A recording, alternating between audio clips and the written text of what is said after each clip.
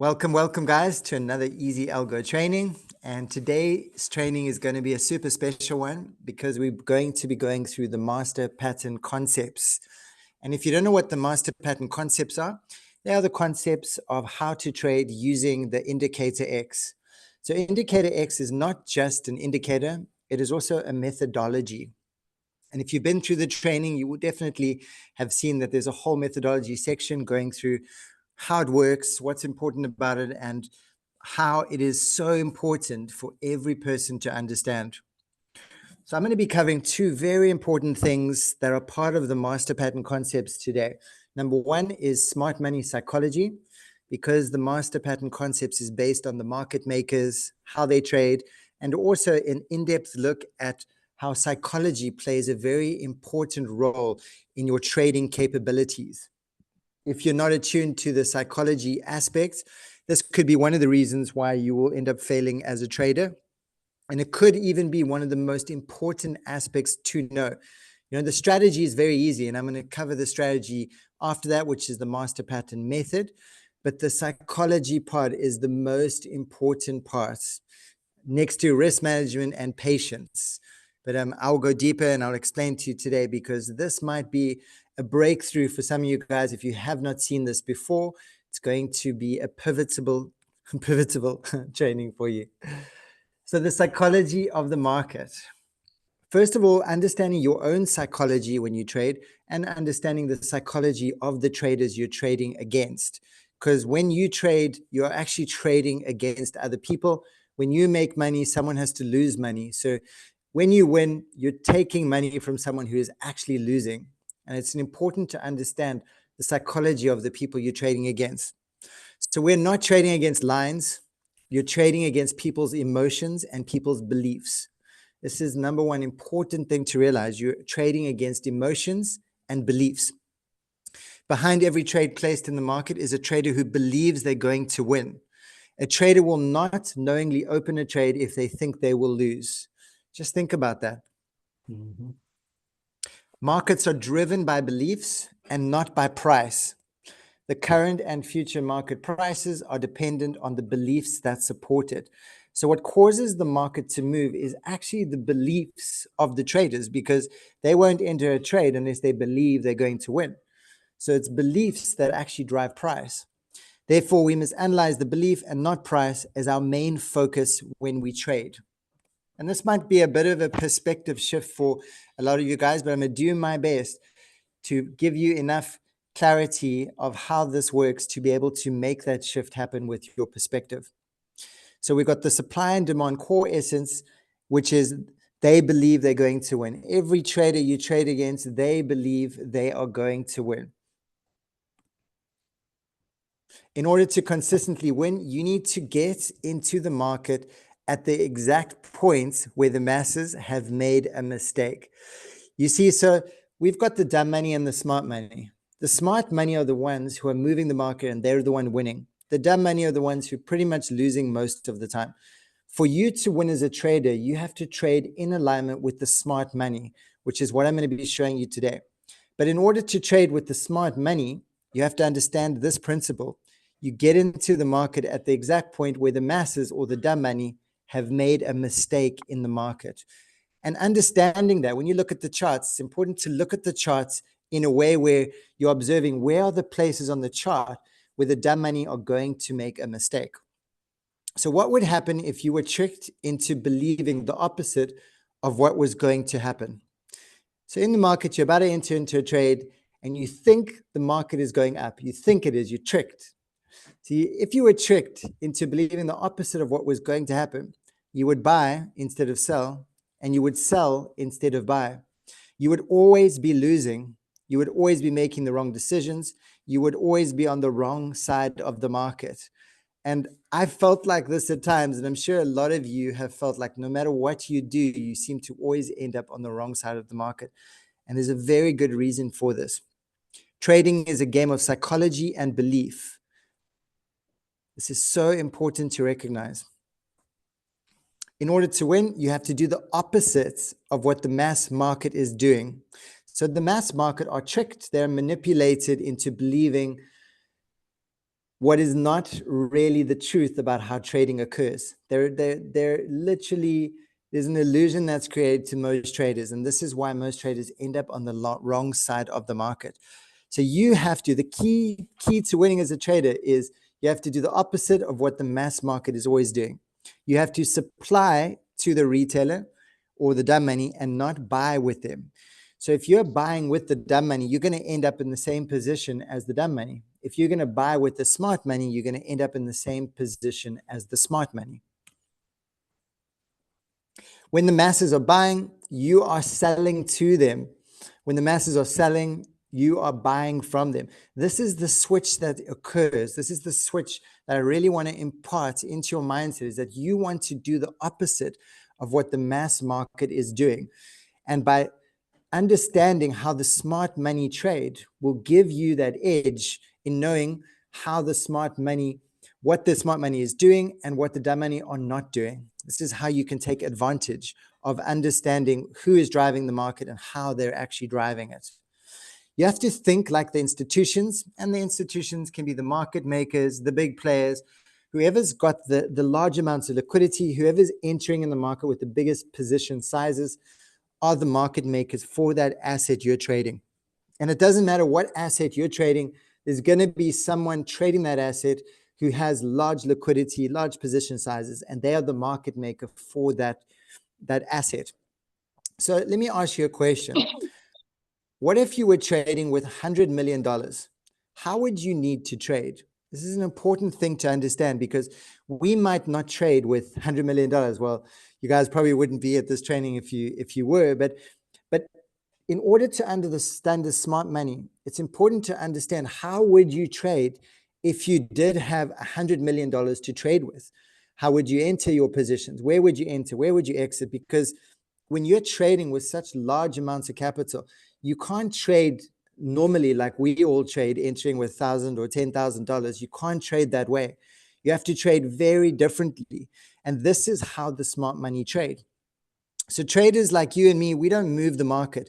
The big institutions do, the hedge funds do, the market makers do. So your strategy is to forecast what the institution's best play is going to be, then ride along with them. It's important for you to understand how the big players trade, how the market makers trade, and then you trade alongside them. If you were responsible to trade huge amounts of money that actually move the market, you would have one main objective. That would be to get your trades filled at favorable prices. Now, how do you get, if you had a $100 million position size, how are you going to get those positions filled at favorable prices?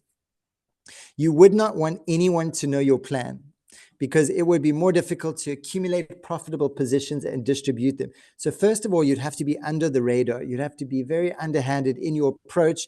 You'd have to be able to be very sneaky in a way that others can't identify with what you're really doing, or a way where the majority of the traders, the dumb money, don't know what you're doing. They need willing takers to liquidate effectively too. If everyone knows what they're planning and trying to do the same thing, they won't be able to liquidate. So they need, if they want to buy a position of $100 million, they effectively need the opposite end of the market to have the same amount of liquidity to sell to them. So they have to trick you. It has to be set up in a way where you're going to make a mistake, where the mass market is going to make a mistake. And then in that mistake, it fills this massive position order of theirs.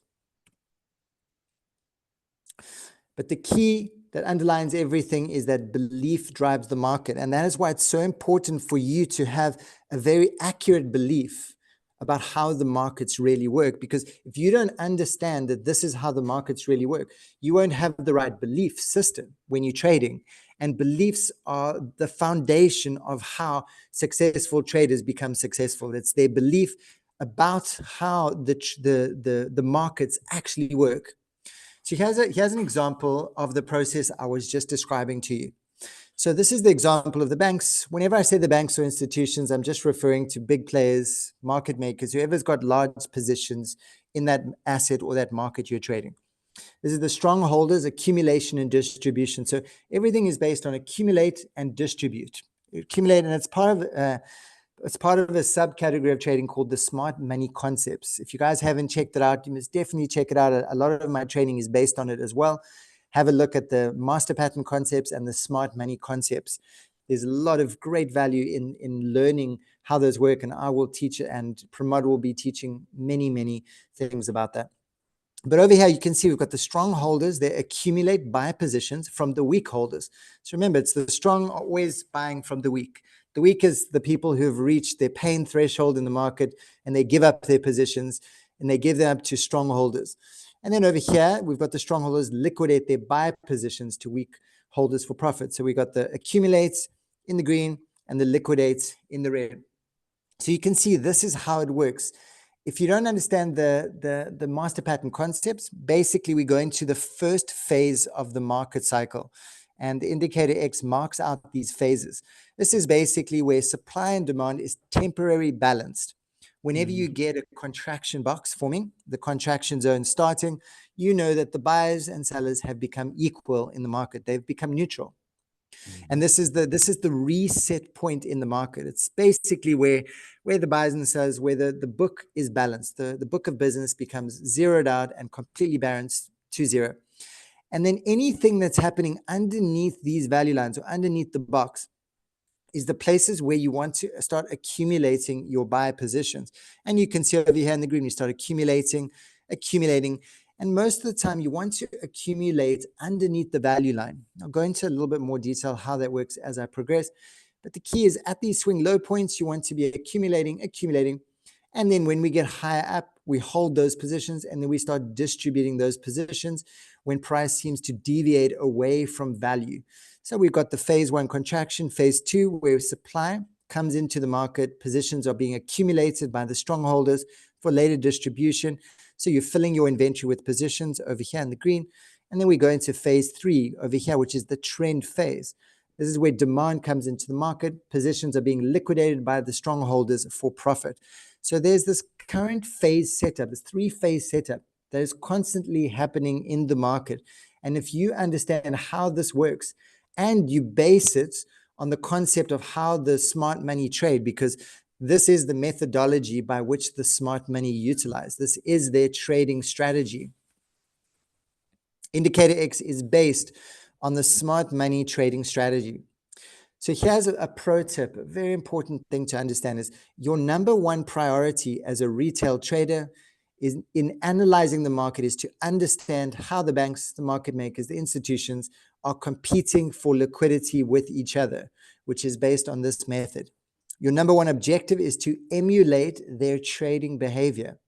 Your strategy should be to figure out where the institutions would need to get in and out of their market based on their liquidity needs. Remember, I said they trade with large amounts. So you need to understand where would they enter their positions if they were entering a trade with $100 million, because those are precisely the locations that you want to focus on entering your trades as well, so you can trade in alignment with them.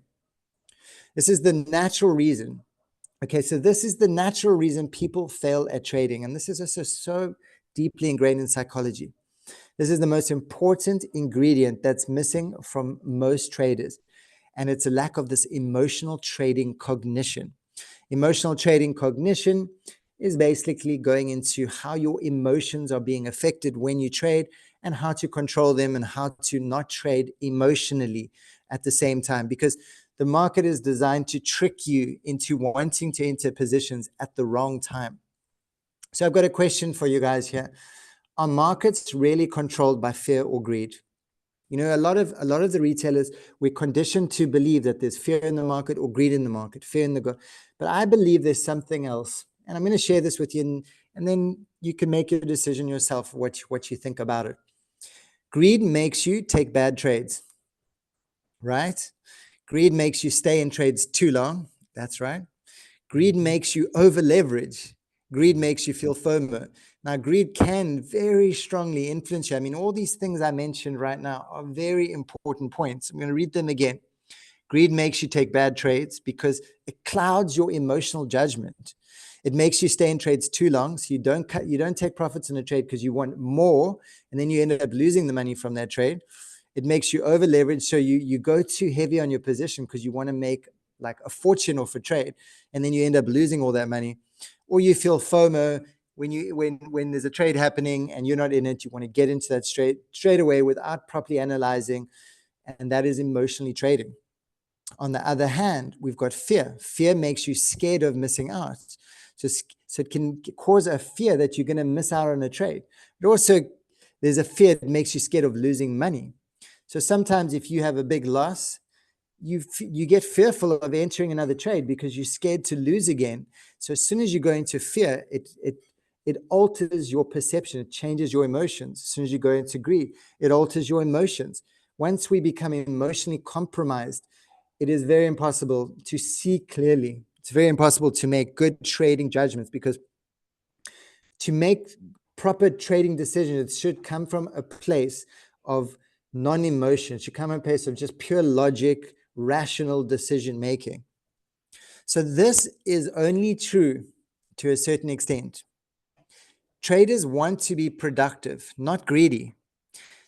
You'll see the more you trade, the more skillful you become as a trader, the less and less greedy you'll become. There's always fear when entering a new business. There's always going to be fear. And if you see trading as a business, there's always going to be the fear that, will this work? Will this succeed? Will I be able to turn this into a profession? Will I be able to change my life with trading? And yes, you will, for sure. If you stick to it, you 100% will. The fear subsides over time as you develop confidence to perform actions that bring consistent positive growth. So the more you advance as a trader, the more you learn these concepts I'm teaching today that can really change your perspective and give you a handle on your emotions. Because the truth of it is, the strategy is very simple for trading. The most challenging part for most traders is the psychology and the emotional aspects to it. And that is why today I just wanted to focus on spending a bit more time covering that, because I know how beneficial it was for me, and I know how beneficial it can be for all of you once you fully grasp and truly understand these concepts. So what really drives your actions and other traders' actions? If greed and fear is only a small aspect of it, then what really drives your actions? And it goes a little bit deeper, a little bit more interesting. And it's based on this pain and pleasure threshold. So every human being has got a pain and pleasure threshold. They feel pain, they feel pleasure. It's an emotional response. We can't avoid it. It's based on chemicals happening in the brain, hormones. So when your pain pleasure threshold is the exact price point where you switch between buying and selling, which is determined by these two states of being. So as humans, we're programmed. Our program response is to keep pleasure going and to end pain immediately. Guys, this is hardwired into us. We want to keep pleasure going. We don't want to stop pleasure. And we want to end pain immediately when we feel it. It's a natural response. We cannot avoid it. It just happens unconsciously. So your pain and pleasure threshold controls your trading behavior. I'm just going to say that again. Your pain, each one of you has your own pain and pleasure threshold. And that is what controls your trading behavior. So trading successfully requires you take unemotional, decisive action at the right time repeatedly. That is the key. The moment your trade becomes profitable, your brain starts producing pleasure chemicals, which makes you relaxed and slow because you don't want it to end.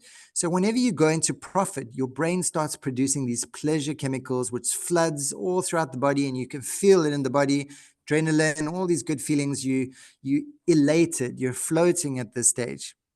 And on the opposite side, the moment your trade becomes negative, your brain starts producing pain signals, which naturally causes mental stress for you to take decisive action to make the pain stop. So as soon as we go into pain, we want to end it as quick as possible. As soon as we go to pleasure, we want to keep it going for as long as possible. When entering a trade, when trading, the reality is that you are constantly fighting an inborn tendency that makes it intuitively easy to become a consistently losing trader. So this pain and pleasure threshold is happening unconsciously within you. And if you don't understand how it works and If you're not able to notice it when it's happening, you're not going to be able to get an edge over it. You will naturally and intuitively take decisive action at the wrong time while your position is in the negative, or once positive position is now moving against you. This is naturally programmed into every human. Make pleasure last and stop pain as quick as possible. So I'm going to give you a real world example of how this works so that you can actually fully understand this process and how these emotions can affect us as traders. So for instance, imagine here on the chart, you've got an uptrend and then you decide you want to buy. And we're going to buy at this blue dot over here. This is the position where you buy. And then what happens is every time price moves away and goes into the negative, so moves down away from your position, you're going to have increased pain, and it's going to create faster decisive action. So every time you go into the negative when you're trading, the more in the negative you go, the more in negative you go, the more pain you're going to feel until it's too much and you've reached your max pain threshold. That's what they call it. And then you will end your trade because there's a certain threshold every person has when they trade. And when you go to that threshold in terms of pain, you're going to cut your trade immediately. And then the opposite side, when your trade goes above, so you enter your buy position here, trade goes up and up and up and up, the higher it gets, now you have increased pleasure, which makes you slow or no action. It causes you to become lackadaisy. See, and that's this pleasure hormone that's produced in your brain. It floods into your body. You get this rush of good energy all over. And that causes you to not make decisive action, causes you to become indecisive because you want to let it last. You don't want it to end. Most traders do not want it to end on a psychological level. So they keep it going as long as they can. So anywhere you enter in the market, your pain threshold is going to be pushed. If you're aware of this process and what's happening on the chart, it can help you avoid making the wrong decision at the wrong time. Here's the process. So even in profit, you are pressured into taking smaller wins. You feel pain as profits are taken away. This makes it hard to book maximum profits and easy to lose and break even on most trades. Pain, pleasure, roller coaster. So I'll explain in some details what that actually means. So for instance, over here, say for instance, price breaks out. And now most traders are actually breakout traders when they're not following the rules. And what I mean by this is they see a big green candle, this automatic desire to want to enter on a big green candle. It's like you can't even stop yourself. It happens all of the time because it's triggering this emotion in you. You see this big green candle, you just buy straight away. And then what happens is then when price goes down, you go into pain. Price goes up, you go into pleasure. Price goes down, you go into pain. Price goes up, you go into pleasure, pain, pleasure, pain. So this is this pleasure, pain roller coaster that you can go on. And it happens a lot, guys. Like if you've been trading for long enough time, you've definitely been caught in these pleasure pain roller coasters many times before. And what it can do is, so when you go into pain, you want to end that trade. So oftentimes there could just be a little pullback. You go into the negative, you end the trade, and guess what? Then suddenly the trade reverses and goes in your favor. And now you've lost out on that trade because you cut the trade too quick. Because remember, when we go into pain, we have decisive action, which means we can stop trades too early if we don't understand this mechanism that's happening within us. On the other hand, with pleasure, if we enter into a trade and we end up going up and up and up and up and up, we want that trade, we never want that pleasure to end. We want that trade to go up forever. So we don't take profits. And then guess what happens? It turns against us and we lose all the profits. Goes into profit, we lose all the profit. Do you know how many traders go into profit and end up giving all of that profit back simply because they do not take their profits off of the table? This is one of the biggest reasons why traders are not as successful as they are, because they want more money. Which means they want to keep the pleasure hormone going. They do not want to stop the pleasure. So they do not take the profits when they're on the table.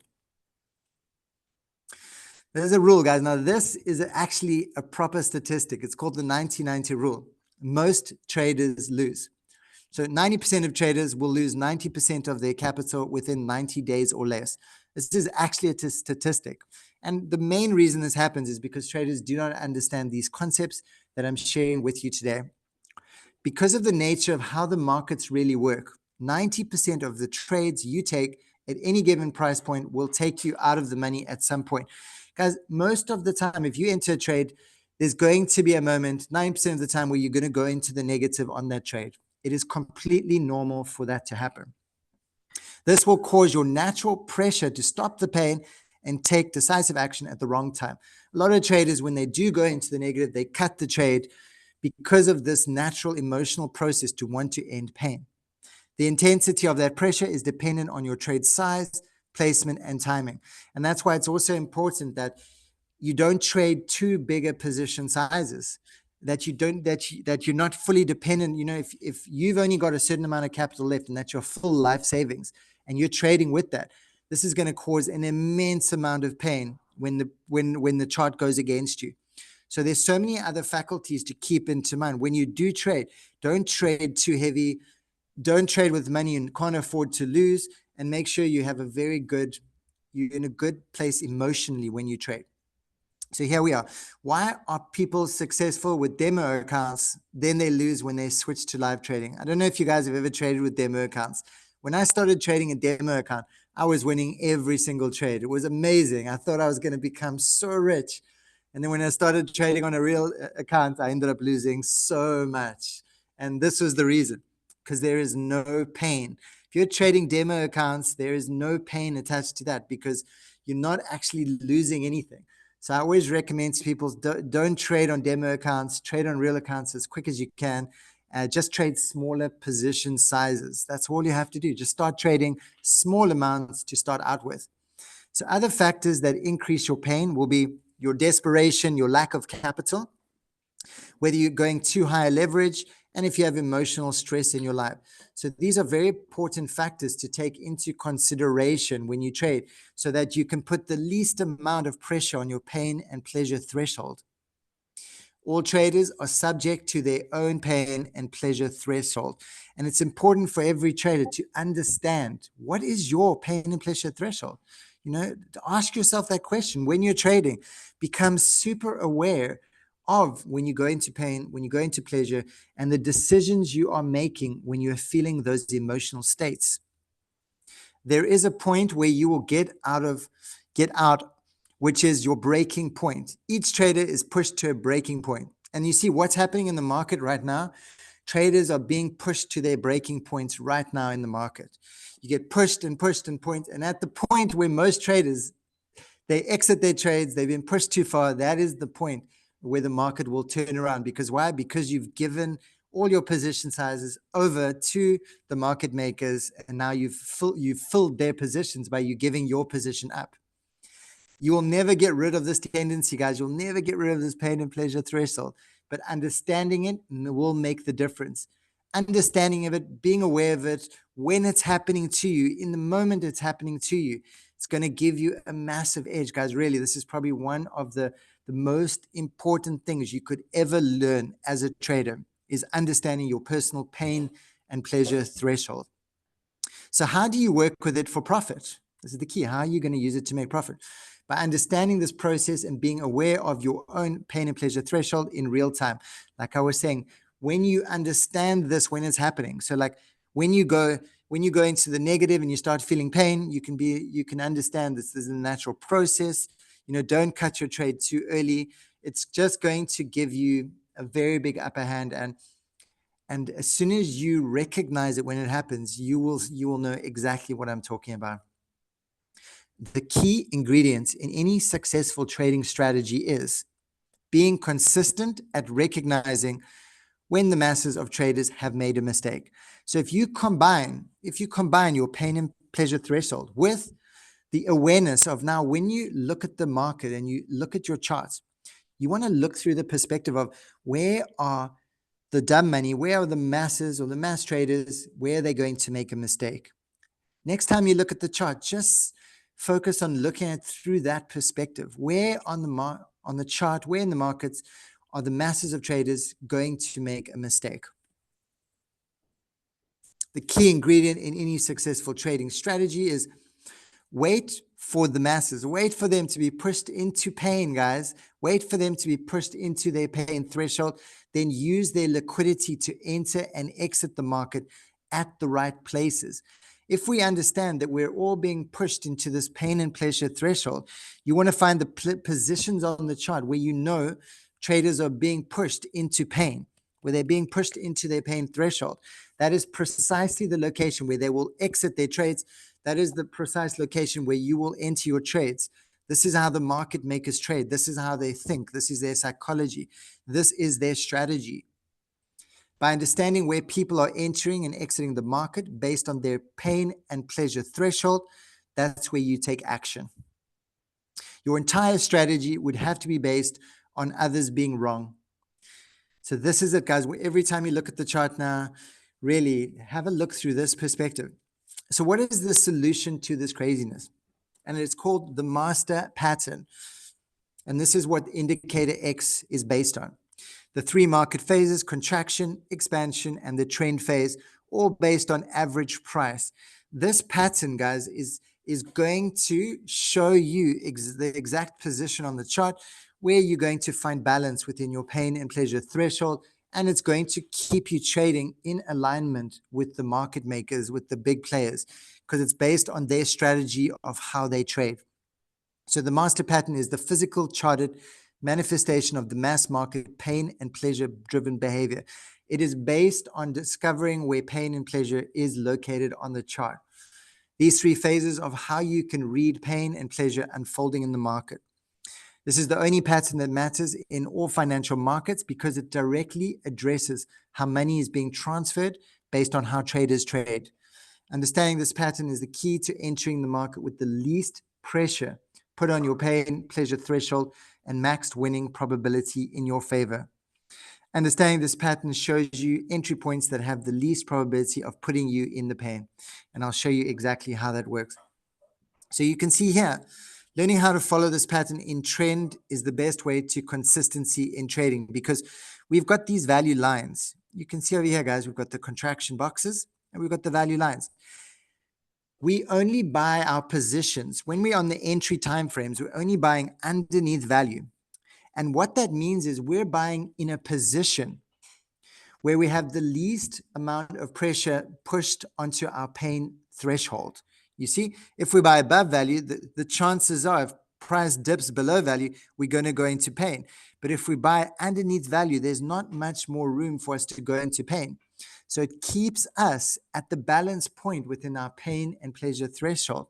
And it allows you to put yourself in the optimal price points on the existing trend. If you've played around with it, you would have noticed this process. Basically, important is understanding how the smart money trades with the dumb money. Because, you've got the dumb money, you've got the smart money. How do they trade with each other? Because the smart money is the market makers. So you can see our price goes into contraction.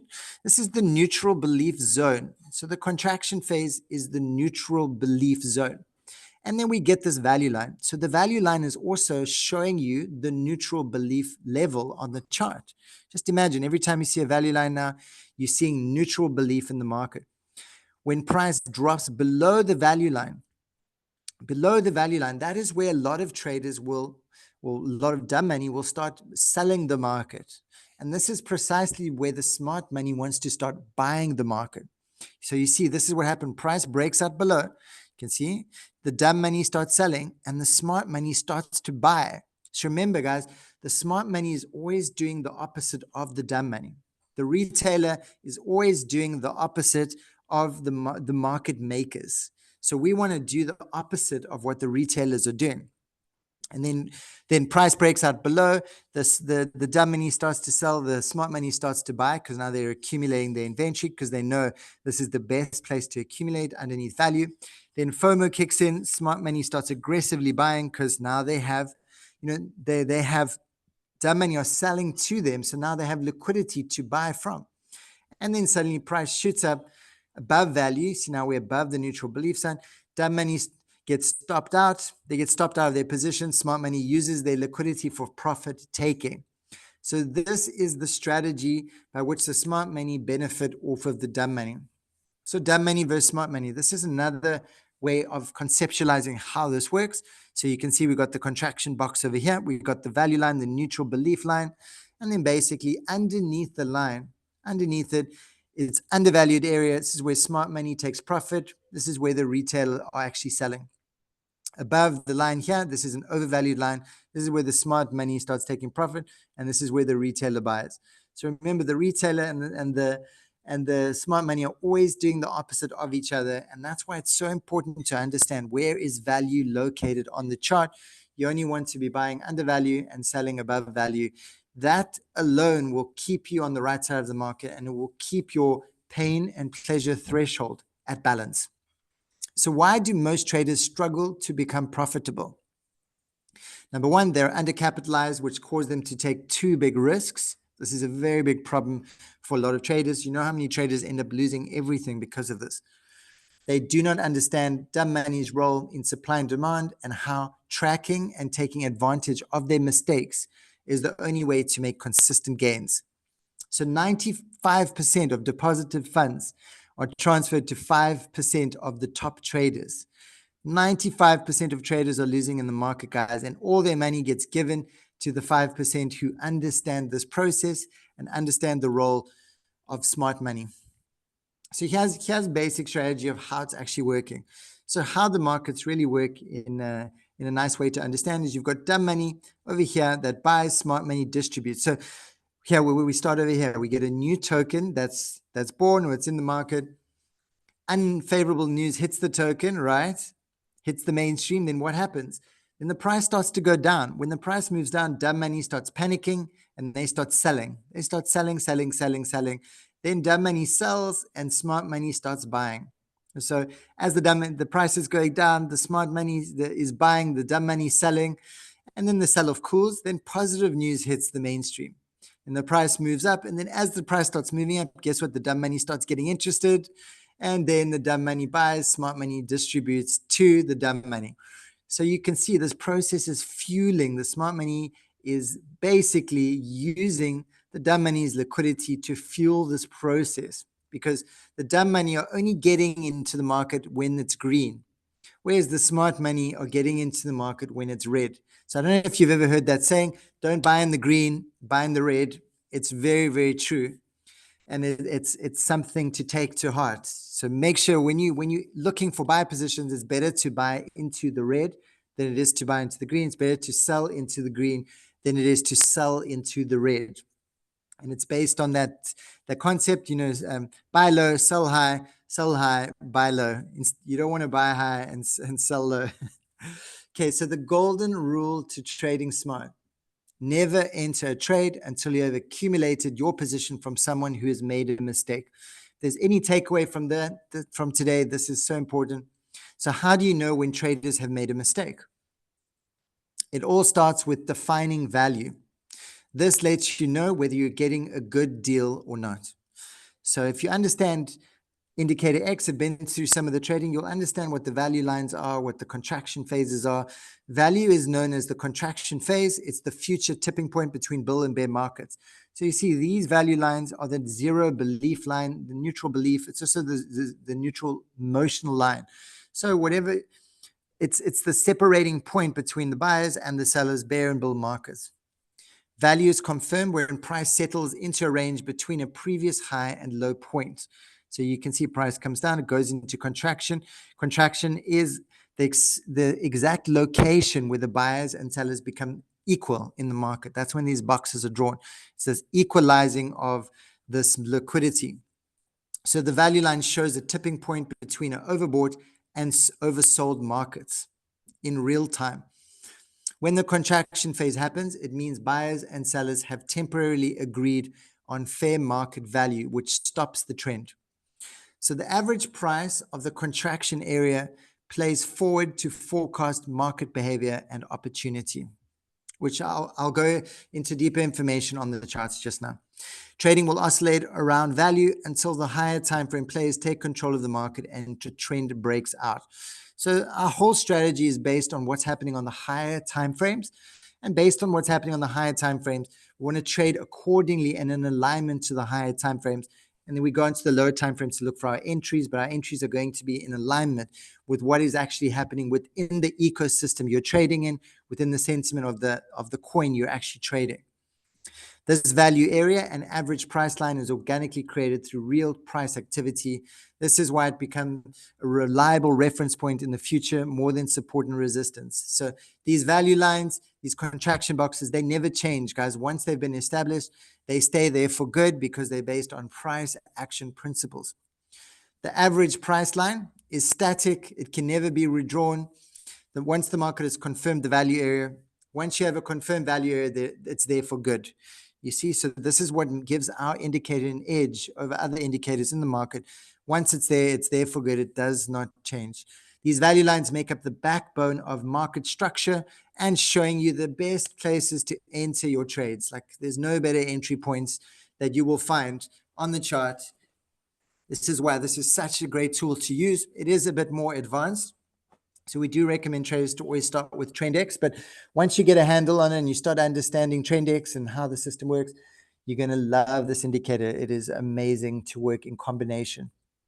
So value defined by the blue expansion lines, you can see we've got these blue expansion lines all over the chart. And guys, these are showing us the best places to enter and possibly the best places to exit our trades as well. Once you use the liquidity lines with them, which I'll show you on the charts just now. So this is the whole sequence of events here. We've got contraction, which is the first phase, and then we've got expansion. So the markets are continually in a contraction and expansion. It's kind of like a breathing, contracting and expanding, contracting and expanding. And this is the key to your trading success, is understanding this contraction and expansion principle. How to trade according to average price determines your skill level, and understanding when contraction happens, when expansion happens, and understanding how to trade in each phase. So you can see over here, we've got contraction box. It's the neutral belief zone that started. And then you'll see as soon as price breaks out of this neutral belief zone, that is when price is going into the expansion phase. And you'll see as price goes into the expansion, it expands up. And guess what, guys? Above the average line, so above the value line here, this is where dumb money is buying, because they buy on the breakout. They see a nice big green candles breaking out and they buy. And this is where the smart money is selling to them. Then price breaks below the average value line. It breaks below. Now price is below. The dumb money starts selling. And then the smart money starts buying from them. So you see the dumb money is buying above value and they're selling below value. The smart money is selling above value and buying below value, which is the correct way to do it. So dumb money will want to buy when above the line and sell below the line. This is where their belief will be tipped. Where smart money will sell above the line and buy below the line. Smart money is always doing the opposite all of the time. Here's another example. And this is why the reason I'm going over and over, because I want you to really understand this opposition trading in opposition with what the masses are doing, with the way the masses have been taught. Guys, most trading, if you're ever watching too many trading videos on YouTube and you don't know what you're doing, most of them do not teach you this, and they teach you to become trapped. So that's why I want you guys to enter into the market with the best information, with the best beliefs, so that you can have the biggest edge when you trade. The smart money is always positioning against dumb money, always. Smart money sells, so you can see we've got the neutral zones, the contraction zone. Price breaks out to the top. Guess what? Guess who's buying? Dumb money is buying. Guess who's selling? Smart money is selling. Then price comes down, breaks below, and guess what? Dumb money is selling, smart money is buying. And we got this. You see, when price breaks above and we get the dumb money who starts buying, they're buying from the smart money. So they're always in business with each other, but they're always doing opposite business. So when the dumb money is buying, the smart money is selling to the dumb money. When the dumb money is selling, the smart money is buying from the dumb money. So they're always doing business with each other, but there's this opposition happening. It's like a transaction that's constantly happening between the dumb money and the smart money. It's just happening at different locations of the chart. So dumb money's perspective. Dumb money buys above value. So this is how it works with dumb money. So you can see we've got the neutral zone, the contraction zone, phase one in the market. Then price breaks above. And now when price breaks above value, this is when the dumb money wants to buy. They want to buy above value. So they buy and they set their stop losses over here. Can you see this red line? This is the ultimate pain point or the stop loss. So the stop loss levels represent the pain point, the ultimate pain point of the retail trader. And then all of a sudden the market will turn against them. It will come down and it will trigger their stop loss and they'll get taken out the trade. And then price will break below the value line and the dumb money will start selling and they will place their stop loss level above here. We always place our stop loss levels above the swing high or below the swing low. That's just how most traders do it. So dumb money sells over here. They place their stop loss level over here. And guess what? Trade turns against them and it triggers their stop loss again. And guess who buys that? Smart money buys that. So the smart money is always buying from the dumb money. And then once again, it happens again and again and again. And this process happens over and over, guys. So how to track the pain points in the master pattern cycle? You basically just have to observe where traders place their stop loss levels. And this is where the liquidity lines come in handy. And I'll show you on the chart just now. By understanding the role of dumb money and smart money and how they interact, it can create a mental framework in your mind to be able to have a structured approach to enter the market at the right places. So now let me just jump onto the charts and I'm going to show you exactly how this process unfolds on the charts so you can have a really good understanding of how to apply this in real time. So it's one thing to see me going on. Another thing is really understanding. Okay, I just want to stop the share and I just want to start sharing with my chart. There we go. All right, so I just want to open up indicator X over here. Okay, so what I'm going to do, I'm just going to show the fundamental strategy that we teach, which is with the high Kanishi candles on. And we're going to use our higher time frame over here, which is basically we've got a higher time frame value line.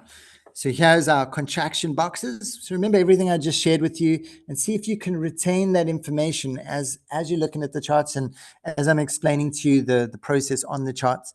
Got contraction, we got value over here. You can see below value, above value, how this process is working. You can see we've got the whip phase.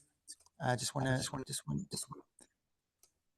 mute everyone quickly. There we go.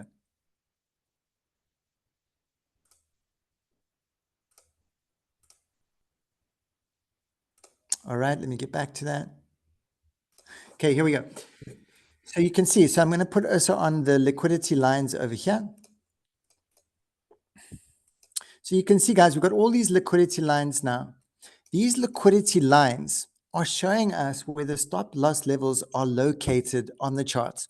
And these are the exact points where traders are going to make a mistake in the market. So remember what we spoke about is that the best places to enter are going to be positions where the retail traders are making mistakes. And these are the exact levels where they will make mistakes at these points. I mean, I have some trader friends who basically only trade at liquidity lines. I mean, if you could take just a liquidity line strategy and trade just at liquidity lines, you can see when price hits liquidity, we often get movements. You can see price hits liquidity down here, we get movements. It's amazing to see how liquidity actually fuels the movement on the charts. And you can see here, I'll do a quick little recap of how this is actually working. So you can see we go into the contraction phase over here. This is the first phase in the market. And then we get expansion out of contraction. So we get this whipsaw action. Can you see whipsaw is occurring? This whipsaw is primarily designed to liquidate the mass market. That is its sole purpose, is to liquidate the mass traders. It's to confuse them. It's to take them out of the trade.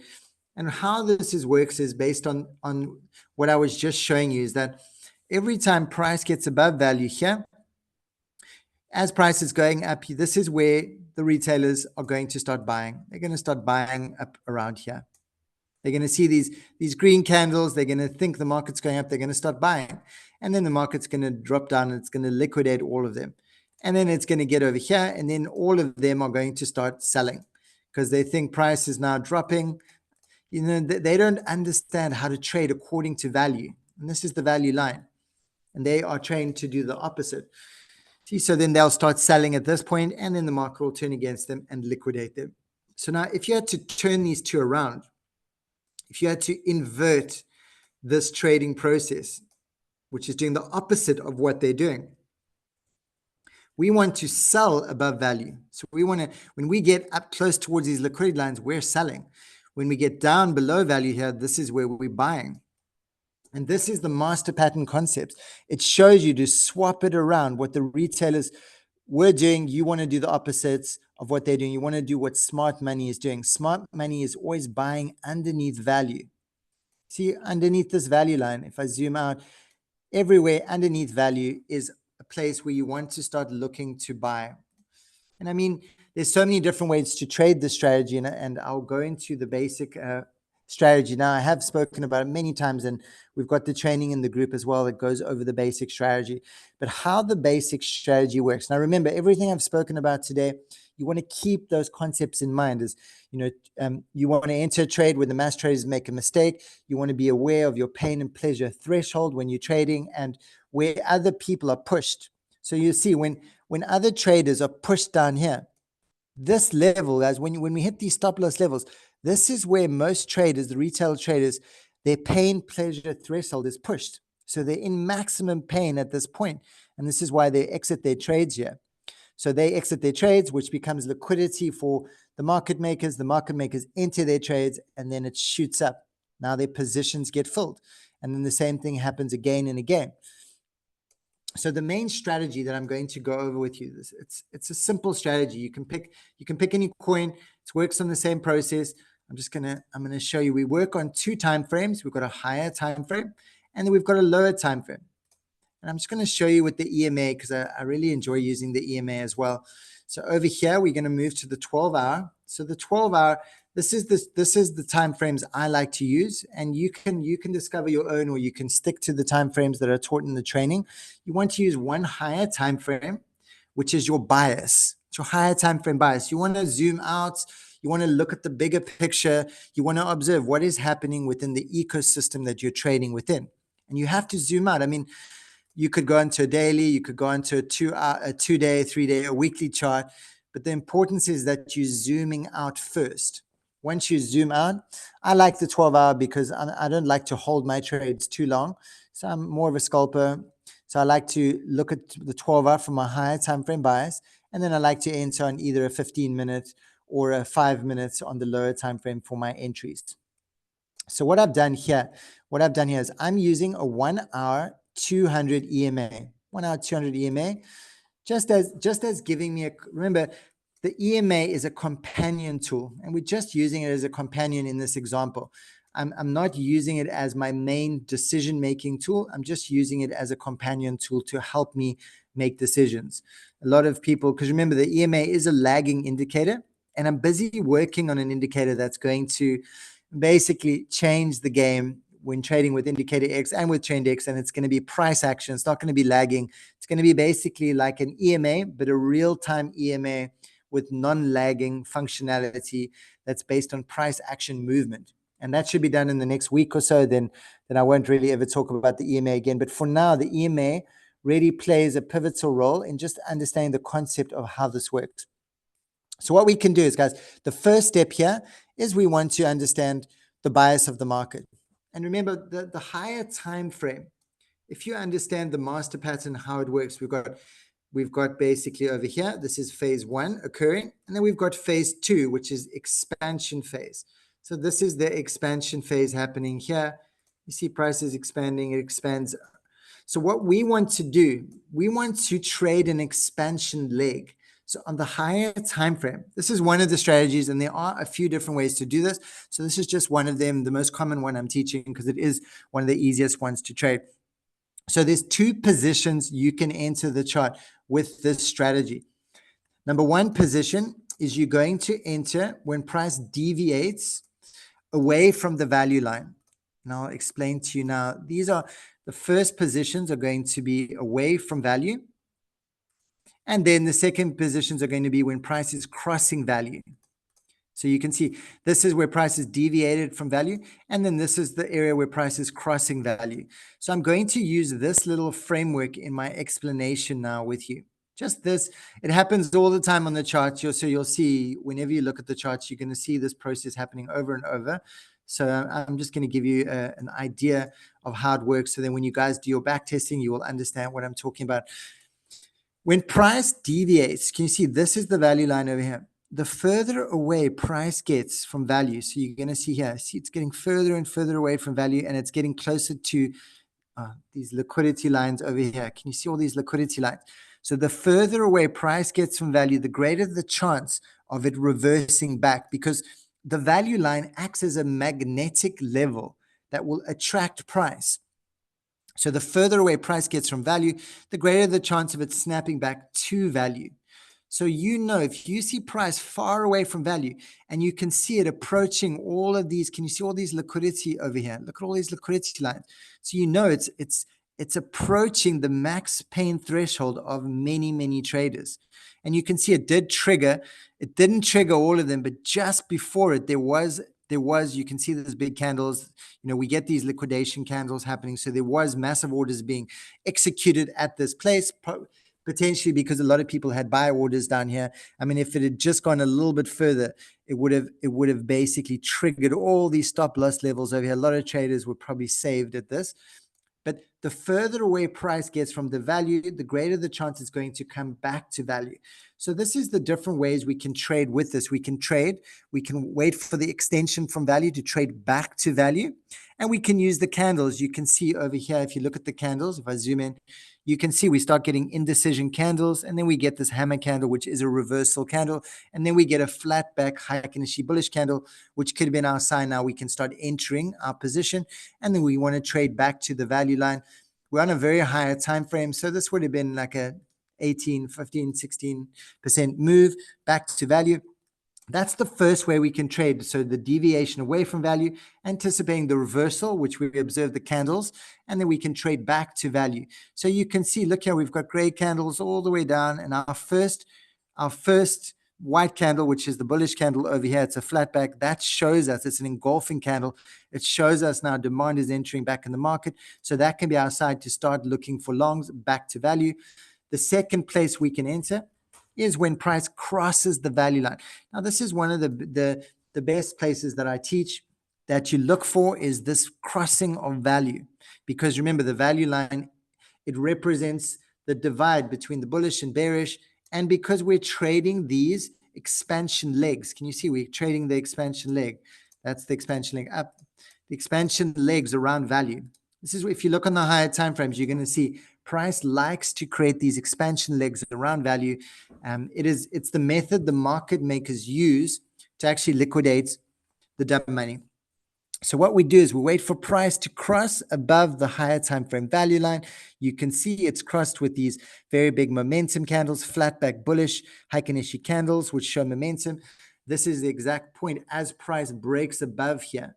This is the exact point we're going to start looking for our entries, and then we're going to trade either up to liquidity lines. You can see it hits liquidity over here, up to the liquidity lines, or you can see we can go up to the previous value lines. You'll notice, guys, these value lines become very significant support and resistance levels.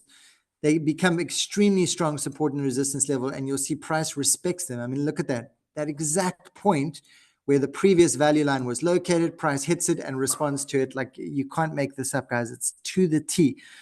So then what you can do is, this is the place we can look for a short position because it fills our criteria. You can see we get deviation away from value. Look, price is getting further and further and further away from value. As it gets further and further away from value, we notice many things. We notice hitting a value line, and we notice, look at all these rejection candles. 1, 2, 3 rejection candles. And then suddenly we see this candle, which is showing the shift in trend. You can see we've got a bullish candle, and it's an indecision candle. So you can see we've got bullish candles, bullish candles, bullish candles. Then suddenly they're getting smaller, and then suddenly we get bearish candles, and then we got on this bearish trend. But it's the location So we wait for price to deviate far away from value. We wait to look for this rotation happening within the candles, and then we can enter our short position anticipating it's going to come back to value, which it does come back to value. If you observe the charts guide, price comes back to value multiple times. Look, back to value, 3, 4, 5, 6, 7, 8. I mean, price likes to come back to value multiple times.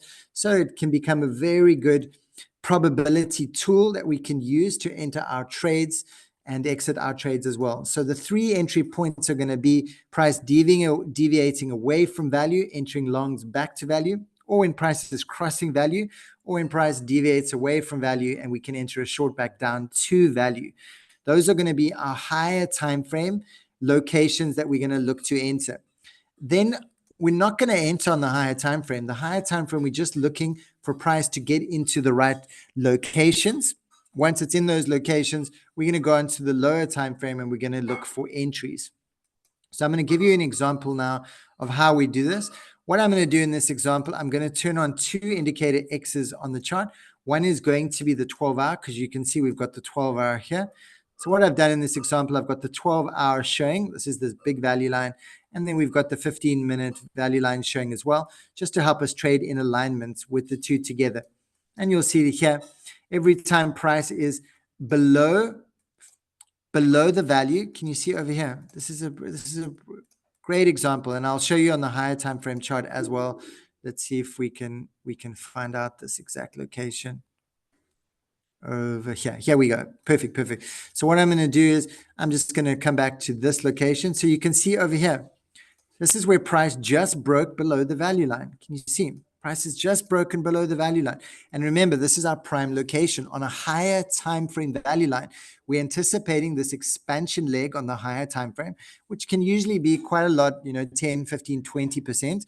So we want to wait for as soon as price gets below this value line on the higher time frame, which means on the lower time frame, this is the exact position on the lower time frame here. You got the exact position here. So it's just showing now, this is the point where price is crossing below. And look, we've got the 200 EMA showing on the 1 hour time frame. So it's acting as an extra confidence now. At this point under here, we're officially gone bearish because we're below a higher time frame value line and a higher time frame EMA. We're using it as extra confirmation. So I'm just going to go a little bit back. Can I ask a question? Just hold on a second. I just want to finish this, and you can ask questions. We'll open up the floor for questions just now. I just don't want to lose my train of thought. So then we get to this position over here. You can see prices below the higher time frame value line and below the EMA. And then what we want to do, guys, in this criteria, we're only looking for shorts now when price is above the lower time frame value lines. Can you see? So our short entries are going to be, because we've confirmed we're underneath higher time frame value and we're underneath the EMA, we know at this point we're only looking for short positions when price is above the value line. And I mean, look how perfect it is. And what we do is, this is where we pull out the TDIX based on the training, and the TDIX gives us confirmation. What we're looking for in the TDIX is we're either waiting for shark fins, which is exactly at this location. So we use the TDIX. This is a companion tool we use to go in alignment with indicator X. So you can see this would have been an entry. Okay, we didn't receive a confirmation on this one, but then we received a divergence confirmation over here. So remember, you always want to look for either shark fins, you always want to look for red dots in the right locations. Obviously, it's all got to be in context, and we want to look for them in sell position zones like this. You can see we carry on going, and we've got the same thing happening again. We've got another shark fin happening over here, which is right over here, above value. And you can see all of these times, all of our entries here are going to be above value. And it's the best position you could enter into a prevailing downtrend. We've got a downtrend happening. It's showing you the best areas to enter over here. We've got another shark fin over here. And if I keep going, it's pretty amazing, guys. Like, back test this. I implore you all to back test like crazy. This one over here, we would have got, remember, there are going to be times where you're going to be stopped out. Stop losses are designed to give you more information about what's going on. But 90%, 80% of the time, this is going to work. You're going to see here, You can see we've got this one, we might have been stopped out over here, but this one we would have caught. Very nice, actually. We would have caught the red down. Now, I'm not getting into too many details about stop loss levels and stuff right now. I'm just showing you the gist of the strategy, and I'm going to open up the floor very soon for questions because I'm sure you got a lot of questions, and I want to be able to work along with your questions as well. So yeah, let's open the floor to questions now. Charles, you had something? I think it was Charles. Yeah, just me. Thanks, Seth. Mark. Hey, Mark, how's it going? Yeah, like, can you, man? Yeah, fantastic. Thanks. So just to summarize what you've said in a nutshell, if you don't mind. So basically the strategy is to zoom out into sort of a higher time frame of 12 hours where you're Yeah. identifying price action below the value line. So that's basically identifying that there's a trend either short or long. Yes, exactly. That's right. Okay. And then sort of it just seemed to contradict what the training said, but then you explained it at your second point where you said that's just a point of interest that you identify, but the actual Yes. entry happens at 5 to 15-minute time frame where you are actually entering above the value line, which then would align with the strategy of always entering above if you're going short. Yes, that's right. 100%. Okay. All right, great. I just have two more questions. Second one is, do you actually trade on the Hikinishi charts or do you use the normal charts? I use the Heiken just for my higher time frame bias because it's just, the Okay. Heiken it's really nice to see the trend because when you get these flat back candles, it just, it Yeah. takes an average of the normal candle and it smooths it out. Mm. So I always use the Heiken for my trading. It really helps me be able to see what's happening, and I don't know, I feel more confident using them on the higher time frame. But I know some traders who trade the strategy without it, and they trade it very well without it as well. So I think it's Okay. also just finding your way. I'm developing a new indicator now, which will basically make it not necessary to use the Heiken anymore.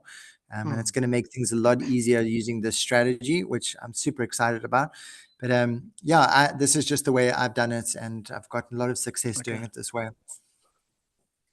Well, then my last question is, I've really been following the strategy to a T in order to make sure that you're testing it sort of on a consistent basis. The one thing that Yes. keeps on tripping me up is the dependency on Bitcoin as a proxy. You might be looking at Yeah. a coin Yeah. and it moves in a certain direction, and then Bitcoin decides to do something else, and it just because everything Yeah. follows Bitcoin so tightly, especially at the moment. How do you Yes. manage that dependency on, I think it would really warrant almost doing a whole training session on how to manage the Bitcoin dependency, because that's really what's nailing me at the moment. You look at a coin, the setup's perfect, you enter into it, Yeah. and then Bitcoin reverses or does something else, and that keeps catching us out.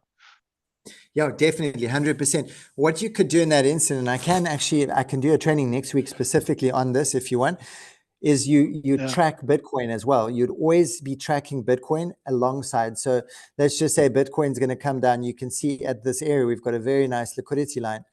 So you would wait or anticipate that when Bitcoin comes down here, this is a position you're going to start looking for your long positions, because you would be using Bitcoin as a frame of reference to trade with all the other tokens since it has such a big influence, or when it crosses a value line, you would be using it.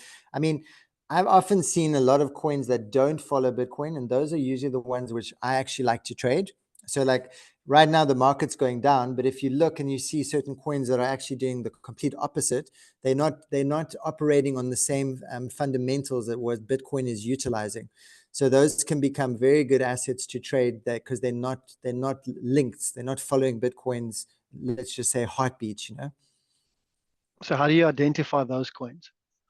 So basically, like today, all I did was you go into you go into Bybit or go into your exchange, you see all the coins are down, but there's one coin that's pumping. That's the one. So you'll see Okay, like so like on maybe, Coin Market Cap or something, you'd pull them up. yes, exactly. You got to find the Yeah. ones, so maybe there'll be 3 or 4 that are doing something completely different to the rest. Those are the ones to pick. And those are the ones Okay. I actually love trading. And maybe what I'll do is next week I'll do a training just specifically on how to pick those coins and that kind of thing. Because And it's manage I love, Bitcoin's influence. Yeah. yeah, because then it doesn't matter what Bitcoin's doing today because they're doing something on their own and they're not influenced. Because if Bitcoin's dumping and they're not dumping, they don't play any role in Bitcoin's movements. Yeah. Yeah. Great. Thank And you, there's Seth. I always must there's just always a compliment you on yeah. Sorry. I was just going to compliment you on your teaching style. You really speak to the level of people who are discovering and trying to understand this. So thank you for not making it too technical and giving us opportunity to learn as we go along. So thanks very much. Awesome, man. Appreciate that. Yeah, lots more to come.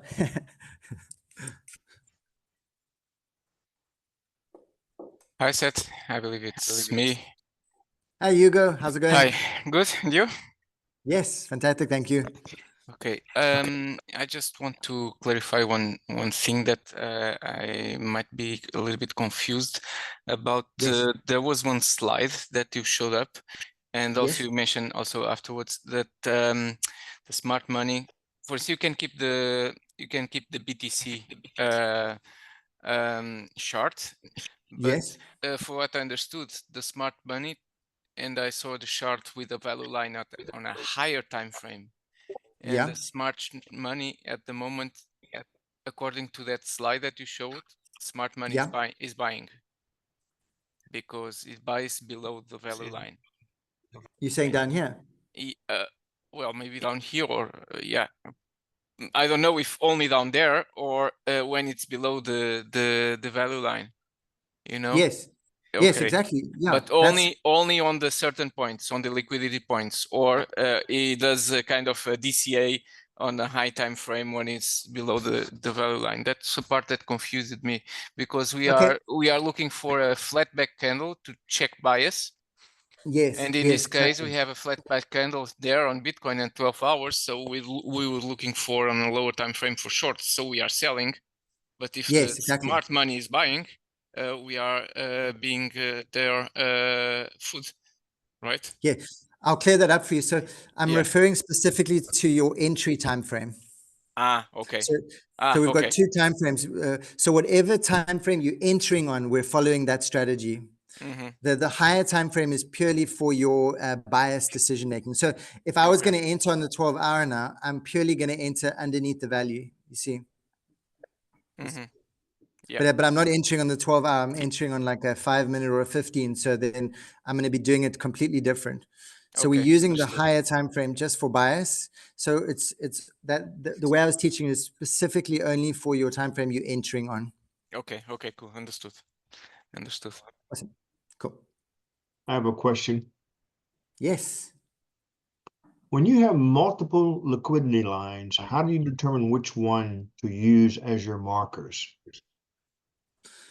Well, you never really know, but like for instance over here, you can see we've got these 3 liquidity lines over here. Yes. And they're quite close together. So I would take that whole zone, and this would become a zone of interest. I would look for a short. If price got to this level, this would be a very good place to look for a short. And now you never really know for sure. Like sometimes it might only hit 2 of the liquidity lines and not 3. You know, those kind of details we don't know, but sometimes price might reach up. You'll see, like oftentimes price will reach up and grab all the liquidity here, and then it will just drop, you know, or it'll come back down to this level. You know, this could be a great place. What you can do as well, you can observe how price reacts when it gets there.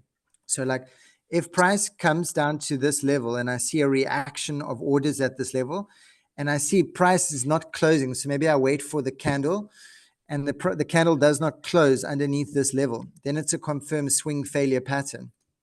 So we never really know which one for sure, but when price gets to that level, then we just want to observe how is it reacting to it. And you will see if price reacts to it, it will hit this level, then all of a sudden there will be like a big wick that will push it back up, and you'll see there's lots of orders, because we know at this level right here, there's many stop losses. Like many stop losses, and at this level many stop losses over here. So these are 2 very critical areas where price might go towards just to grab the liquidity. Because remember, the market makers, this is where they enter. They know the stop losses are here, so they're going for the stop losses. But we never know for sure. It might happen here. I mean, price might do this. It might come down here, then bounce, and then come down there. We never know 100% for sure, but it's like a point of interest zone. We know something's going to happen at these levels. Okay, thank you very much. That explains it. I appreciate it. Yep. Oh, pleasure. Absolute pleasure. Hey, Seth. Here's Tobias. Yes. How are you? I'm good. I'm fine, man. Good to hear you. Great. Great. Um, so I have a question. It's actually not connected now to your live stream, but from Okay. also to That's strategy. okay. You just said, okay, you will make a new indicator for this that the Heikanashi. It's not Yeah. that you don't need it anymore, right? But I want to understand it. So I told you, I right now I do backtesting 3-minute scalping and 4-hour high time frame. You Yes. also mentioned the 12-hour because I mean the 4-hour is making a lot of mess, to be honest. And Yeah. You can see. yes, and you said you always wait for the 50% close of the candle. So I was thinking, okay, let's say I take the 4-hour for now for the high time frame bias. So this means before 2 hours, I should never enter a trade because I have to wait until 2 hours. Like let's see after 2 hours. So, but if I take the 2 hours, I can go back to 1 hour because this is the half of 1 hour. So you know what circle I mean is going on in my head. I'm like, okay. So I'm not trading 1 hour 30. I have to wait 30 minutes more. Could you help me with this mess in my head? You see, like that was one of the reasons why I didn't like using the 4 hours a higher time frame, because there was too much up and down. So Mhm. like whenever there's too much chop, like you can see there's too much chop happening. That's why when I went to the 12-hour, I could see 12-hour didn't have as much happening like that. Mhm. But This is then one I'm of the yes, but yeah. then I'm questioning if you take 12-hour and you would say you wait the first 50% close of the candle. So this means you have to wait always 6 hours until you start taking trades. Yeah, well, I'm not really. I mean, if you look over here, can you see this candle over here? Uh-huh. This one closed under here. You didn't even need to enter on this candle. These ones closed underneath here. And then from this point onwards, you've got this whole place to look to enter. Mm-hmm. Yeah. No, what I There you go. mean is when you in the candle where you are right now, the last candle, right? The last one. This one. No, I mean the really last one in the chart. This one. This one Yes, here. Yeah. So you want Yeah. to end, and you said, okay, you have to wait 50% of the close of the flat back candle, right? Yeah. So this means this would be 6 hour from a 12-hour, right? So, but what does it mean before the hours? If you have third or 4 hour, until the 12-hour is closing. So you say, oh well, 50, it's just 20% closed, for example. Now I will wait longer. You know what I mean? Yeah, no. I don't think I would wait. If I'm on the 12-hour time frame, I'm not going to wait 6 hours, because then you could miss the move. The way I was speaking was right. just with like, there's so much you have to figure out as well by just trial and error and stuff. But like my main strategy is I like to wait for it to cross the value line over here. I see. And if it crosses that value line, like I can show you. Let me try and find this over here, this exact place to show you. Here it is. So you can see at this point here, it's at this level over here, it's under the value line. Can you see everything's under the value line? Yes. So But I know. Sorry, what's that? No, but I got you under the value line, okay, and you go for shorts and you take the 2 and the EMA. I got it. But you say, for example, there's a 12-hour. Let's say you are not sure it's getting an indecision candle. It has a wick up and down, and so this means you would just take, for example, there's a 12-hour and it's closed 2 hours and it looks good. You would go for 2. Yeah, I'd go for it. And that's why I suggested using the 1-hour EMA as like a confirmation. So it's a 1-hour 200 EMA. And you can see, look, as long as price is staying underneath this, you can just look for shorts. So this means you will not wait until 50% close of a 12-hour high bias candle. No, I don't think I'd wait for a 12-hour. I would just you know what? I would do this. So like you can see over here, the value line, as long as price is underneath it, that's the most important thing. As long as you can see, if you look underneath here, okay, so like as long as there's a contraction, can you see we've got this contraction box happening? And it's underneath the value line.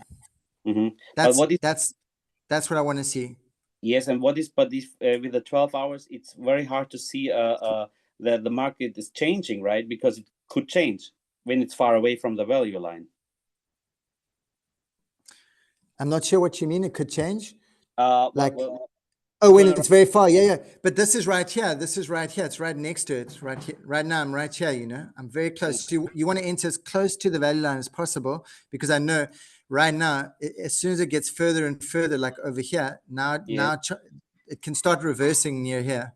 Yes, of course. But this is what I mean when you're scalping. You know, you always don't just wait for the cross of the value line. You take the trades between also, because you want to go in and out, in and out. Or you think Yes. this is the wrong way? No, I mean, the thing is, the closer you can get to the value line, the longer, let's just say, the bigger the trades you can get. But but look, you could have been trading this. This is the 13th. Today is the 20th. So for the last 10 days, you could have been taking shorts on Bitcoin, you know? I see. Literally the last 10 days, look, you would have pretty much won most of your shorts from here all the way to here, because I'm using the EMA. Look, its price is staying under this EMA. You can see here we got a rejection of the EMA. That would have been a strong sign as well. Okay. We get another rejection of the EMA over here. Okay, I got it. But what is about this 50%? I'm sorry that I just ask you again. But what is about this 50% close of a Heiken Nashi candle? So when would you consider to say, I wait for a close? So basically, but you can see over here, can you see we've got this candle as it's crossing the value line? That's where I was saying it. It's crossing the value line. You want to wait because the chances are that it might be pushed back and close underneath the value line. So I wanted to at least confirm that it's going to close above the value line. I see. And about this 50%, you will just look at these like special levels, like crossing value line or liquid line. Exactly. Yes, exactly. Now exactly. If it's below the value line, I'm not really concerned because I know it's below the value line already. I see. So it was just the crossing to make sure it has crossed, you know, it's officially crossing. So you take this 50% when it's on a special moment, like crossing value line, or it's really far away. Yes. Liquidation line. I got this. Yes, exactly. Otherwise, you miss out a lot of trades. I thought, okay, if you always wait for 2 hours, you have to. I'm sorry, man. I'm sorry if we forgot that communication wrong. Because once it's all I'm doing is I'm waiting for it to confirm that it is in fact underneath here. I see. Once I know it's underneath this value line over here, then I can relax and I can look for shorts, and that's why I use the EMA and the new indicator I'm going to have is going to help so much for this as well. It's going to keep good. But I have one more question. Could you go back once just to Heiken-Neshi, and then I'm finished? You know, so what would you do if a 12-hour is like the 1, 2, 3, 4 last candle, like this little one, like it's almost indecision candle. Which one? These ones here? No, go forward. More. No, backwards, to the end. Of, yes, here. Yes. What would you do there when you say, there's a liquidation line, you see, then you have this something indecision, this other one could be, what would you do here? Okay, well, I'll tell you what this actually means though. So when we get candles like this happening, right? When you get indecision happening like this, there's two things it represents. It either represents reversal or continuation. So, when you see this happening, it either means that suddenly price is going to reverse against you. So it's gonna reverse, or it's gonna continue falling in the same direction. There's only two things can happen when you see these candles. Only two things. So then you can just wait for the breakout. So like you can see as price breaks out of this box to the downside, then I know it's short. I see. Okay, this helped me a lot today, but I'm waiting for the new indicator. But no, it's gonna be a game changer, because this is the biggest challenge people are having with this, and I'm trying my best to find solutions to make it easier. You know. Yeah, because you say so this always with this 50% candle, and I got it, and then it was so stupid to think, okay, I have to wait 2 hours for 4 hours. No, oh my gosh, I'm so sorry, man. No, so sorry. All good. No, all good. And I'm waiting for a private lesson anyway. We'll maybe have one one day. So all good. I'm on track. We will have it, man. We will have it, and just keep thank you very much. Keep private messaging me as well, man. I'll keep helping you. Yes. I can show you some drums. Do you have somebody who plays drums in your family? No. Man, I play a drum. It's a hung drum though. I can show you all kind of drums, man. Okay, perfect. Well, we'll talk drums. Okay, Kate, thank you very much, Tess, and goodbye. Have a good day, man. Yeah. All the best, Tate. Thank you. Bye. Bye. I have another question for you. Yeah. Let's hear it. Okay, what's the correlation between an indicator X, the liquidity lines, and the TDI lines? Are they correlated in any sort of way? The TDI lines, let me pull them up so I can get a better idea. Okay, Yeah. so we've got the liquidity lines over here. I'll just make this. We've Yeah. got the TDI over here. Which TDI lines are you talking about? Okay, there's a center line in your this center line over here. TDI, yeah. Okay. Are there any lines in the TDI that relate to liquidity? The TDI basically, it's not relating to liquidity as you think, but these shark fins over here, so you can see where price is breaking out of these blue bands. That is showing you where there's liquidity spikes happening. So you'll see every time you see this white line break out of the blue line, that's a liquidity spike. Here's a liquidity spike, which means there's a lot of action happening in like one direction, like a burst of buyers or a burst of sells are happening. So these are the closest we can correlate to kind of liquidity like taking off in the market. Okay. But it doesn't correlate to the liquidity lines on indicator X. I'll show you here. That's what I was thinking. They don't correlate. I mean, one more question for you. Not on the higher time frames, not so much. Okay. Unless it's reversal. So like sometimes I'll show you how you can find a correlation. If we did find one, was that when price gets to these liquidity lines, you can see over here, this is a liquidity line, price coming down to it, and then we get a reversal. And in the TDIX is showing us that reversal that's happening over here. Got it. So we can kind of correlate where price will reach. So where price hits liquidity, there's a chance of reversing. And then we can go into the TDIX and we can confirm those reversals with these shark fins that happen. Beautiful. Beautiful. One additional question. The yellow line that you Yes. have in your TDIX, what is that? What is This that yellow line? This yellow line is basically representing, it's like it's showing you like a trend. It's like a trend oscillator. So when this white line is above the yellow, it's showing it's more in a bullish. So it's more buys, let's say. When it's above here, we're looking for more buys. And when it's below the white line, we're looking for more sells. You see? So I'll correlate this back on the chart to show you. So like at this level over here, this was the level where the white line got above this middle line, and you can see on the chart that's when price started going up. When I go into the indicator, how do I put that yellow line in my TDX? That's what I'm trying to figure out. Oh, okay. What you do is you double click on it, or you go into the settings, you go to style, and then in style, it's got a middle band over here. Middle band, got it. The middle band setting, and you just click that, and it'll come on.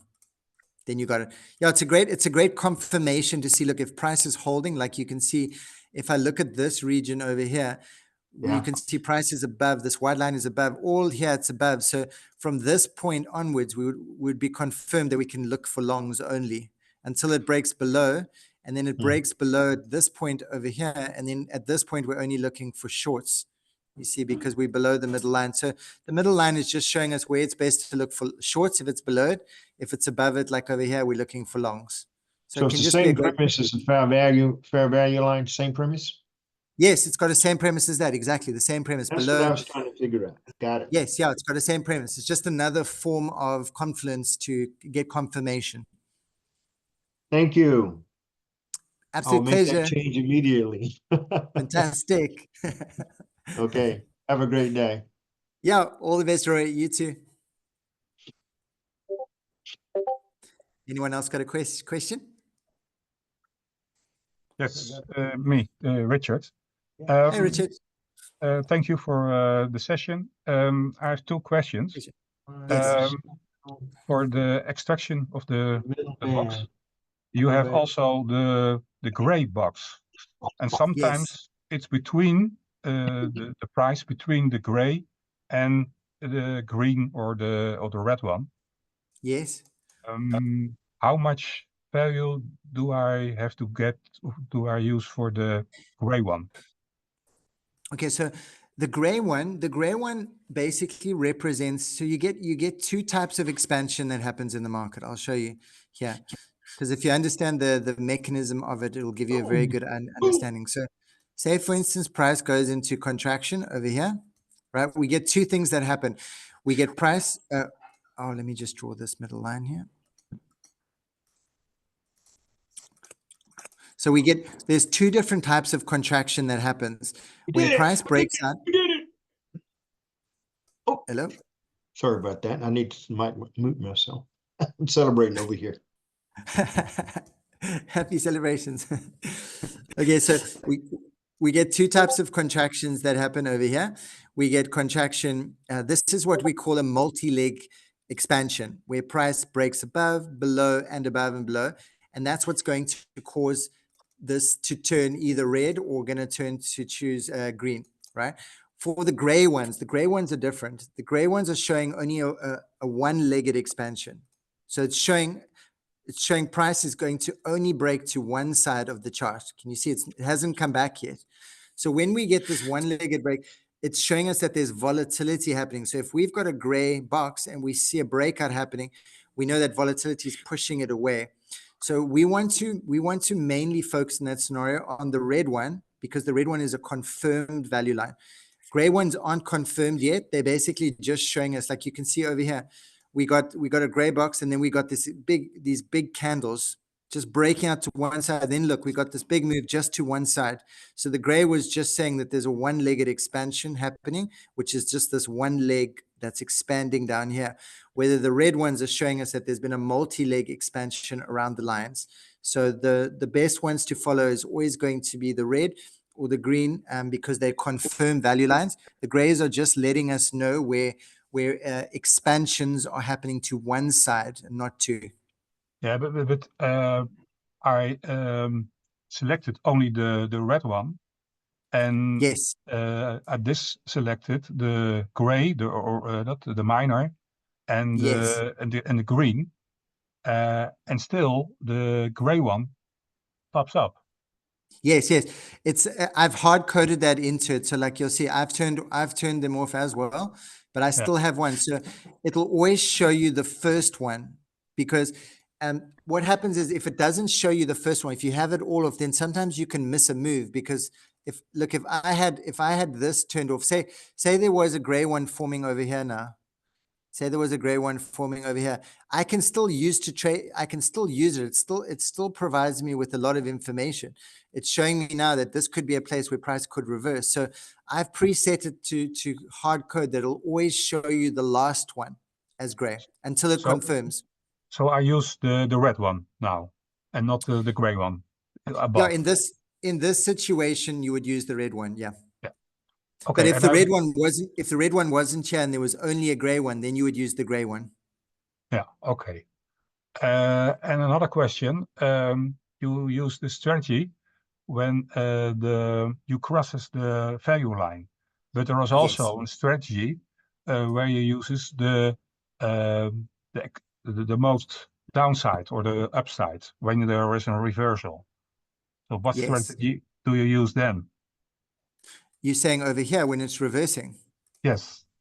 Yeah, it's the same. You'll use the same strategy. The only difference is you would observe the candles here. So in this position, say it was here or it was here. So we never know when it's going to happen. But we keep in mind that the further away price gets from value, the greater the chance the reversal can happen. So then we just have to pay attention to either two things: price hitting liquidity lines, or we look at the candles. So you'll see over here, we had gray candles, gray candles, gray candles. And then over here, we get an indecision candle. And then we start getting these bigger flat back bullish candles. So these can indicate to us that there's a reversal happening now when we see this rotation. Can you see from gray to indecision to, so those are the best ways to catch reversals. See, because this is more of a continuation trading when we're trading the break, yeah? And this is a reversal when we're trying to catch it reversing when it's away from value, and then we anticipate a trade back to value. So in the reversals, we look for price to hit liquidity. So you can see here, see price hit liquidity here and then it reversed. So it's either waiting for it to liquidity lines, or we are just observing the candle rotation from bullish to bearish or bearish to bullish. Okay, thank you. Oh, pleasure. Absolutely. Seth, it's Hugo again. Just a quick question. Sorry, I forgot. Yes. Oh, perfect. It's not specifically about the indicator on the or the master pattern that you talked today. Yes. You talk about using TDIX as a confirmation. Yes. For another indicator that actually I like it, the ATRX, do you often use it as a confirmation indicator? If Yes. okay, Yes. higher time frame and lower time frame, or just for bias or just for interest? Just when I use it, I only use it on higher time frame. Okay. I only use it on a higher time frame, so you can see. But the new indicator I'm making is basically like a very advanced ATRX. So we won't really use the ATRX anymore when it comes out. It'll be much better. But when I do use it, I use it as a confirmation. So over here, if I see it under a 12-hour ATRX, then it's confirming that it's still bullish. I mean bearish. Okay. Yeah. So I'm just using it to quickly switch on and being like, okay. And then if I see this green dot like over here form, then I know that that's cool. The trend is shifting now, and potentially now I can start looking for longs. And if as long as it stays green, I'm looking for longs only. And then as soon as it turns red again, I'm on the lower time frame only looking for shorts. So it's a very nice tool to use on the higher time frame just to confirm. Because remember, the key to this strategy is we just want to find out what is our higher time frame bias. If my bias is short over here, then when I go into the lower time frame, it's very easy for me to only look for shorts, because entries are very simple. The hardest part of the strategy is determining the bias accurately. Yes, correct. I agree with you. If we get that right, man, this is my dream, is to just make it very easy for you guys. And I think my new indicator is going to do it. I really can't wait for it to be ready. Thank you, I have a Seth. question for you, Seth. Yes. To add on to those forming boxes, right? When it comes to like, you're seeing the box form and you're kind of, okay, now assessing the value line, if it's shifting. Like, let's say Rune, I've been watching this for like 2 weeks and it keeps on going down, going up. And so the value line went from really, really high, and then it came down, and now it's forming a new higher time frame value line. Yeah. And so I thought it was getting ready for a reversal because of that. Yeah. But then the smart money came in, and it basically saw everybody taking longs because it was at a point of like liquidity, but then they played the game and did another drop on us again. Yeah. The question that I have is like, when you have that expansion phase with smart money concept and you have the higher highs, the lower lows, like where it's expanding, right? What is this new indicator? I know you're working on it.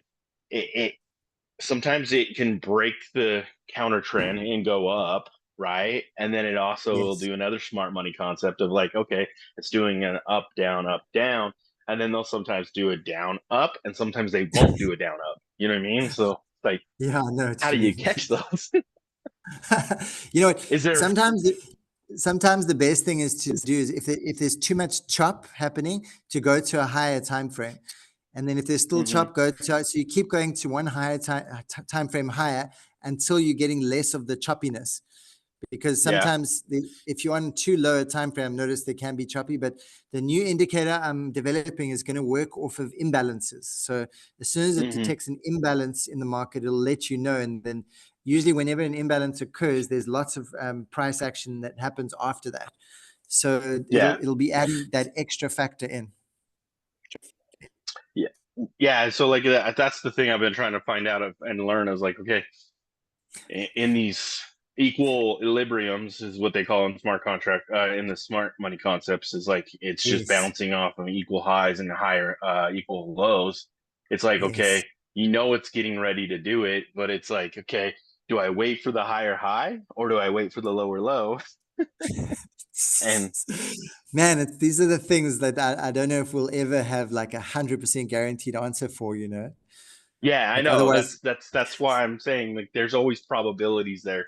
And so like yes, you just have to yes, keep exactly. learning the probabilities basically. Am I on the right Yes, track of learning this kind of stuff and yes. understanding this? Definitely, Okay. because you know what? Even if you're going to lose 40 or 50% of the time, you're still going to win as a trader. So as long as you can have 50% win rate, or like you will still be a very, very successful trader. Because the thing is, you make sure you minimize your losses, and when you do win, you win big. When you lose small. So it's probabilities, and having a 50% win rate is still very high as a trader. And then having that patience and the psychology to get back in when you were like, I'm pretty sure here, but then they stop me out, and you're like, Yeah, then you've lost confidence. You're like, they've broken you, like emotionally. You're like, I don't know, I'm too oh yeah, scared now. totally. I know. I know, but I mean, we're all just trying to like build a sense of probabilities of the likelihood of it happening in that region, and then it's a bit of a gamble after that. You know, all we can know. Oh yeah, and then the psychology of it is just like, oh man. Because they know, man, they know how to break the retailer, and they do break the retailer. Like right now, the markets are breaking the retailers. They're on their Oh breaking yeah. points. And they're And doing it because of the ETF. They're playing the short yes, game against they us now. playing. They've got that. Everyone. I know They're playing exactly. futures in this now, and people don't understand it. This futures with the smart money is like, I mean, like I follow macro, and dang, we just don't even have enough. So thanks, Seth. Thanks for the laughs. Cool, man. You have a good day. Awesome, dude. Cool. Hey, Seth. Hey, it's Tobias again. I have one more question to this before. Sorry, I'm still here. Yes, hello. Because that's a good live session right now. I just saw it live now, but confused the beep out of me. Yes. If you go on RSS3 USD, the Okay, coin. yeah. RSS3 USDT, yeah. Good. So I see on the 12-hour, it's a flat back candle. It looks good. If I go to the 4-hour, I can see already indecision candles and stuff. If I go on the low time frame, like 3 or 5 minutes, I can do a trend line, you know, and I see, oh wait, actually the trend line, it broke out, so it does look not like it looks like it's reversing right now. On what time frame is that? On At the low time frame, I do 3 or 5 minutes, and high time frame, I was now on 12-hour. 12-hour. Okay, yeah, let's have a look. Those are 12-hour, for example. It looks like a good Heikennashi candle, right? This one here. Yes, the last one. Yes. And then you go, but go lower on 8 or 4-hour, you see already indecision. When I go then on the scalping, you know, time frame like 3 or 5 minutes, I can see if I do a trend line. Oh wait, actually it broke a trend line. If I take a trend line. Let's see here. Yeah. Wait, where's your trend line coming from? Like, so where's the value? Yeah, exactly. This one. Oh, I see. Like, yeah, more like this. Where's the value line? That low time value line. It's because wait, I think I've only set on the higher. I've only got the 12-hour set on here. I see. Okay. Let's see if I can grab the lower time frame. Oh yeah, there we go. You took here. You went here. Now we go. There we go. Right. So you see here that it actually broke a trend line, but so I don't know. Let's go into the higher time frame here. Let's look on the 12-hour. This chart, like to me, it doesn't look so like it's the way it's moving doesn't look so nice. Like it's just kind of like if you know, sometimes it's just picking charts that have. I like to pick charts that have more symmetry to them. So like if I had to draw this chart out, so like say I'll give you a nice example here. So say this is the chart. This is kind of what it's looking like. You know, it's like looking not very nice looking. So the kind of the best charts to look for, which this might help a lot when picking a coin to trade, is ones that have a bit more symmetry on the higher time frame. So you'll see, and that's the example I showed you. They have something like this on the higher time frame, you know, something a bit more symmetrical, not like this, you know. That's like because then it's showing it's respecting the value line really nicely on the higher time frame, where this is just kind of dying. I don't know, it just doesn't look Yeah, like I even thought, what the hell is RSS3, man? Who takes the yeah, coin? I don't know. What is that? Okay, I got it. So you would just avoid a coin like this, right? Where you say, Yes, exactly. I would avoid it. I'm looking for a coin that's more symmetrical on the higher time frame value lines. More, whereas this is not, like it just broke above and then it's just died. Yes, so it's like I can see it. Yes, it's harder to trade it, you know, and you'll find nice ones if you go through and you're looking for more symmetrical higher time frame expansion legs, yeah, you know. for sure. Okay, that's it. Thank you very Cool, much, man. Seth. Thanks. Yeah, all the best. Yes, you too. Have a good day. Bye. Yeah. Cool, guys. I think we're going to wrap it up. That was a fantastic session. Thank you so much for tuning in. I hope you got a lot of value, and maybe watch the beginning of the video a second time, because I know there was a lot of information there and it'll be very helpful for you guys. But all the best. Happy trading. See you in the group, and take care, everyone. Thank you.